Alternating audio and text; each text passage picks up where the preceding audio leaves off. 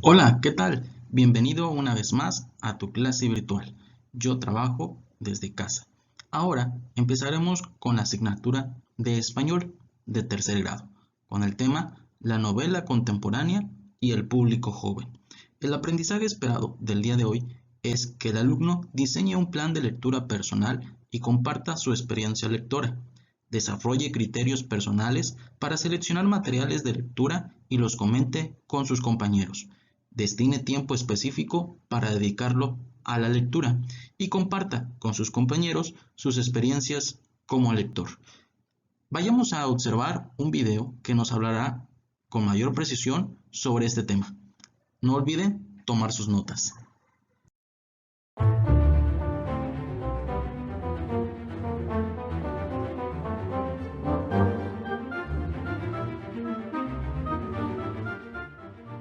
Lengua materna.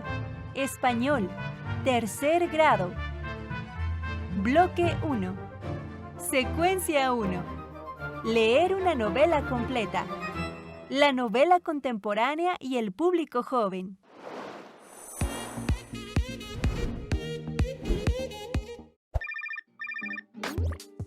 ¿Cómo podrían conocer lo que pasa más allá de sus ciudades, de sus propias realidades y de la historia del mundo? Se puede conocer por medio de la literatura. Hay una gran variedad de autores y títulos de libros para leer. ¿Qué novelas de la literatura contemporánea han leído? ¿Cuáles los han emocionado? ¿Cuáles han llamado más su atención? Mientras lo recuerdan, yo les contaré sobre las novelas contemporáneas que más me han gustado. Uno de los libros que me encantó leer fue la novela 100 años de soledad, del escritor colombiano Gabriel García Márquez. Este libro narra la historia de la familia Buendía a lo largo de 7 generaciones en el pueblo ficticio de Macondo. Pareciera que cada personaje tiene su propio universo interno, como nosotros.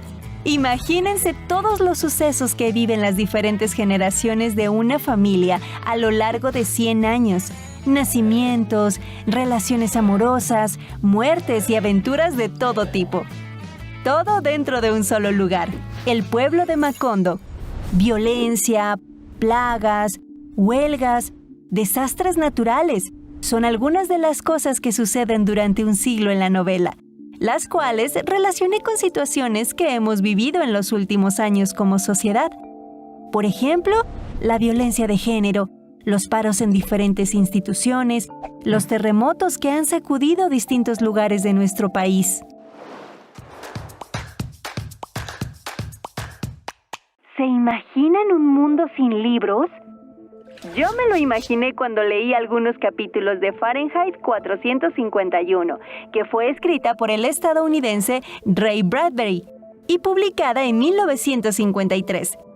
Es una obra que relata la historia de un bombero, Guy Montag, que tiene como objetivo quemar todos los libros porque son enemigos de la ignorancia del ser humano.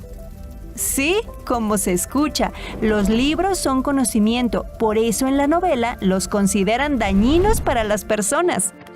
Esta obra nos presenta una sociedad futurista, en la que el conocimiento está prohibido para quien quiera acceder a él, y así evitar personas pensantes y con opiniones diferentes que provoquen controversias. La novela me dejó pensando en que no puedo imaginarme una sociedad sin libros. Gracias a ellos podemos conocer todo tipo de conocimientos sobre ciencia, arte, literatura, matemáticas y más. Al terminar de leerla, te dan muchas ganas de leer más libros, con la intención de preservar la cultura y el conocimiento y luchar contra la ignorancia. Ahora déjenme contarles acerca de la historia que me dejó enamorada. Lo que el viento se llevó, de la escritora estadounidense Margaret Mitchell. La única novela escrita por esta autora que se publicó en 1936 y ganó el premio Pulitzer en 1937. No solo narra la difícil historia de amor entre Scarlett O'Hara y Rhett Butler durante la Guerra de Secesión estadounidense, que duró de 1861 a 1865, sino también menciona la esclavitud y el racismo que vivían las personas de color en esa época. Scarlett O'Hara era una chica que estaba acostumbrada a tenerlo todo, caprichosa, insaciable y determinada a conseguir lo que quería. Sin embargo, con el fin de la Guerra de Secesión, cambia completamente su vida. Ahora debe enfrentarse a situaciones de pobreza y de soledad que no se imaginaba. Algo que llamó mi atención es la actitud de la protagonista, quien tuvo que salir adelante después de la ruina y el caos que le dejó la guerra. Fue una mujer apasionada que nunca se dejó vencer por situaciones negativas, y esto me recordó a las mujeres de hoy. Esta novela me hizo valorar la libertad y los derechos que actualmente tenemos como personas, independientemente de dónde provenimos. Después de este viaje por historias fascinantes, les recomiendo otros libros que les gustarán mucho. Un mundo feliz, de Aldous Huxley. 1984, de George Orwell. El retrato de Dorian Gray, de Oscar Wilde. El país de las últimas cosas, de Paul Auster. Y una más, de Gabriel García Márquez, El amor en los tiempos del cólera. ¿Qué otros libros recomendarían o les gustaría leer?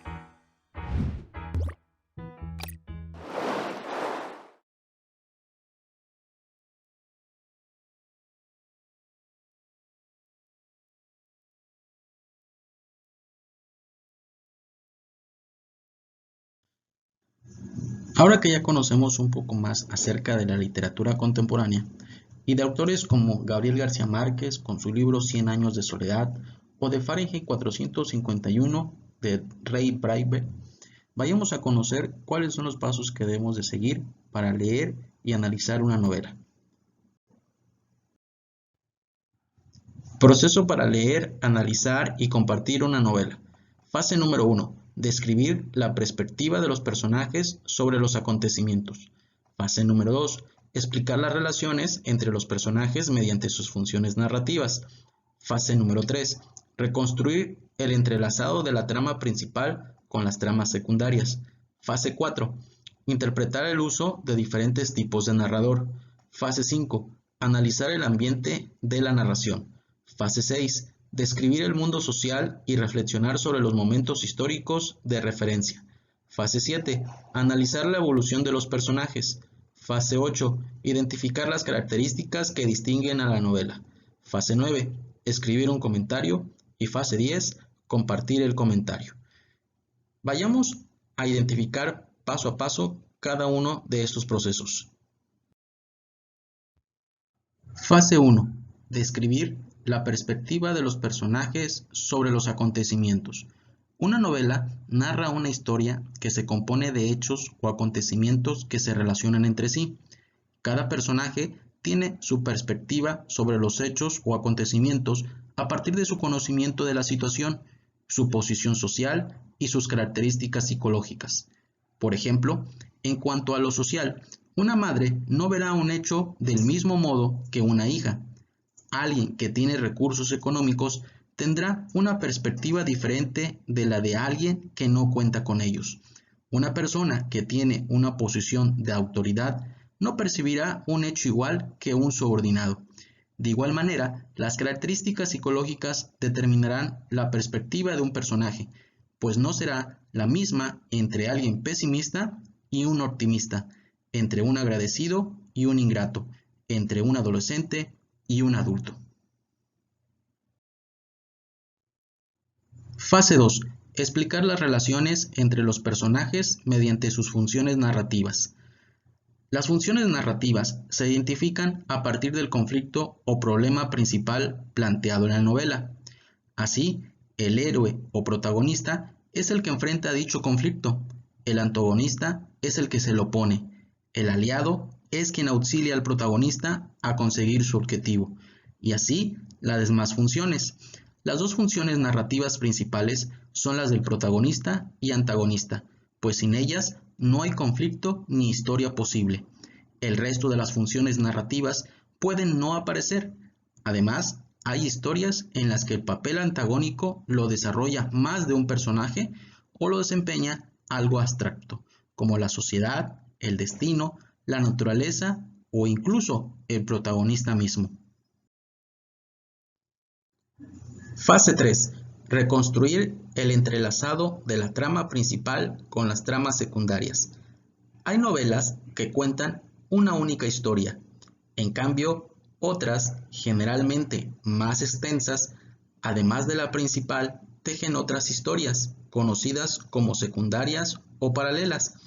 Cuando en una novela se narra una historia secundaria, esta tiene su propio conflicto o problema y, por lo mismo, su propio protagonista, antagonista, entre otros, los cuales pueden coincidir o no con los de la historia principal.